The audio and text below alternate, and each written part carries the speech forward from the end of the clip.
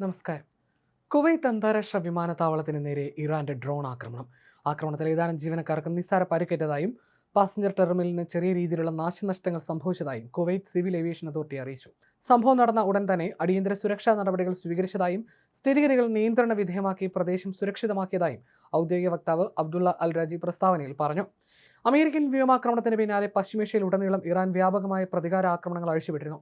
ഇതിനിടെ ദുബായിലെ പ്രശസ്തമായ പാം ജുമേറ ഹോട്ടലിലും ഇറാൻ മിസൈൽ പതിച്ചു. ഖത്തറിലെ അമേരിക്കൻ സൈനിക താവളങ്ങളിലും ഇറാൻ മിസൈലുകൾ പതിച്ചിട്ടുണ്ട്. കൂടാതെ അബുദാബി, കുവൈറ്റ്, ബഹ്റൈൻ, ഇസ്രായേൽ എന്നിവിടങ്ങളിലും മിസൈൽ വർഷമുണ്ടായി. ഇറാൻ തൊടുത്തുവിട്ട് അല്ലെങ്കിൽ അതിന്റെ അവശിഷ്ടങ്ങളോ പതിച്ചതിനെ തുടർന്ന് ദുബായിലെ പ്രശസ്തമായ പാം ജുമേറ തീപിടിച്ച് കത്തുന്നതിന്റെ ദൃശ്യങ്ങൾ സോഷ്യൽ മീഡിയയിൽ പ്രചരിക്കുന്നുണ്ട്. യുദ്ധം രൂക്ഷമായതോടെ മിഡിൽ ഈസ്റ്റിലെ വ്യോമഗതാഗതം പൂർണ്ണമായും തടസ്സപ്പെട്ടു. Israel, Iran, Iraq, Kuwait, Bahrain, Qatar തുടങ്ങിയ രാജ്യങ്ങൾ തങ്ങളുടെ വ്യോമപാത അടച്ചു. അതേസമയം ഇറാനെ ലക്ഷ്യമിട്ട് ഇസ്രായേൽ പുതിയ ആക്രമണങ്ങൾ ആരംഭിച്ചതായി അൽ ജസീറ റിപ്പോർട്ട് ചെയ്യുന്നു.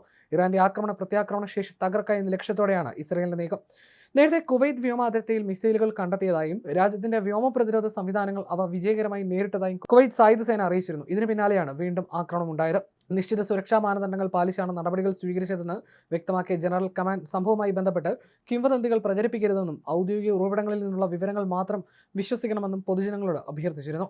പ്രാദേശിക സുരക്ഷാ സാഹചര്യം പരിഗണിച്ച് കുവൈത്ത് വ്യോമാതിർത്തി താൽക്കാലികമായി അടച്ചതായി സിവിൽ ഏവിയേഷൻ അതോറിറ്റി അറിയിച്ചു. വിമാനങ്ങളും യാത്രക്കാരുടെയും സുരക്ഷ ഉറപ്പാക്കുന്നതിനായിട്ടുള്ള മുൻകരുതൽ നടപടിയായിട്ടാണ് തീരുമാനം. സ്ഥിതിഗതികൾ ബന്ധപ്പെട്ട ഏജൻസികളുമായി ചേർന്ന് തുടർച്ചയായി നിരീക്ഷിക്കുന്നതായി പുതിയ അറിയിപ്പുകൾ ഔദ്യോഗികമായി നൽകുമെന്നും അധികൃതർ വ്യക്തമാക്കി. സുരക്ഷാ മുൻകരുതലിന്റെ ഭാഗമായി ആഭ്യന്തര മന്ത്രാലയം രാജ്യത്ത് മുന്നറിയിപ്പ് സൈറണുകൾ മുഴക്കുമെന്നും അറിയിച്ചിരുന്നു. അടിയന്തര സാഹചര്യത്തിൽ പൊതുജനങ്ങൾ ശാന്തത പാലിക്കണമെന്നും ഗ്യാസ്, വൈദ്യുതി സ്രോതസ്സുകൾ ഓഫ് ചെയ്യണമെന്നും മന്ത്രാലയം നിർദ്ദേശിച്ചു. സുരക്ഷിത സ്ഥാനങ്ങളിലേക്ക് മാറുമ്പോൾ ലിഫ്റ്റുകൾക്ക് പകരം പടികൾ ഉപയോഗിക്കണമെന്നും കൂടുതൽ വിവരങ്ങൾക്കായി ഔദ്യോഗിക അറിയിപ്പുകൾ ശ്രദ്ധിക്കണമെന്നും അധികൃതർ കൂട്ടിച്ചേർത്തു. സൈറൺ മുഴങ്ങുമ്പോൾ പരിഭ്രാന്തരാകാതെ ശാന്തതയും സംയമനവും പാലിക്കണം. ഗ്യാസ്, വൈദ്യുതി കണക്ഷനുകൾ ഉടൻ തന്നെ ഓഫ് ചെയ്യുക. അപകട സാധ്യതയുള്ള വസ്തുക്കൾ, പെട്ടെന്ന് തീപിടിക്കാൻ സാധ്യതയുള്ള വസ്തുക്കൾ എന്നിവ നീക്കം ചെയ്യുകയും സുരക്ഷിതമായ സ്ഥലത്തേക്ക് മാറ്റുകയും വേണം. അടിയന്തര ഘട്ടത്തിൽ ബേസ്മെന്റുകളോ അല്ലെങ്കിൽ മന്ത്രാലയം നിർദ്ദേശിച്ചിട്ടുള്ള സുരക്ഷിതമായ അഭയ കേന്ദ്രങ്ങളെയോ ആശ്രയിക്കണം. ഔദ്യോഗിക കേന്ദ്രങ്ങളിൽ നിന്നുള്ള വാർത്തകൾ മാത്രം വിശ്വസിക്കണം. സിവിൽ ഡിഫൻസ് നൽകുന്ന തുടർ നിർദ്ദേശങ്ങൾ ശ്രദ്ധിക്കണം തുടങ്ങിയവയാണ് നിർദ്ദേശങ്ങൾ. നിരവധി സ്ഫോടനങ്ങൾക്ക് പിന്നാലെ ഷെൽട്ടറുകളുടെ പട്ടിക ബഹ്റൈൻ പുറത്തിറക്കിയിരുന്നു. അബുദാബിയിലും ബഹ്റൈനിലും ഖത്തറിലും US സൈനിക താവളങ്ങളിൽ ഇറാന്റെ മിസൈൽ ആക്രമണം നടന്നതിന് പിന്നാലെ രാജ്യത്തെ ഷെൽട്ടറുകളുടെ പട്ടിക ബഹ്റൈൻ പുറത്തിറക്കിയായിരുന്നു. ആഭ്യന്തര മന്ത്രാലയത്തിന് കീഴിലെ ദുരന്ത നിവാരണ ഡയറക്ടറേറ്റാണ് പട്ടിക പുറത്തിറക്കിയത്.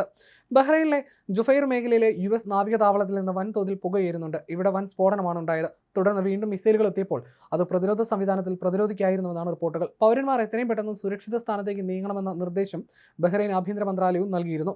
പൊതുജനങ്ങൾ വീടിനുള്ളിൽ കഴിയണമെന്ന് ഖത്തർ മുന്നറിയിപ്പ് നൽകി. സൈനിക താവളങ്ങൾക്കടുത്ത് പോകരുതെന്ന് ഖത്തർ മുന്നറിയിപ്പ് നൽകിയിട്ടുണ്ട്. അബുദാബിയിൽ നടന്ന ആക്രമണത്തിൽ പാകിസ്ഥാൻ പൗരനായ ഒരാൾ കൊല്ലപ്പെട്ടതായും റിപ്പോർട്ടുകളുണ്ട്.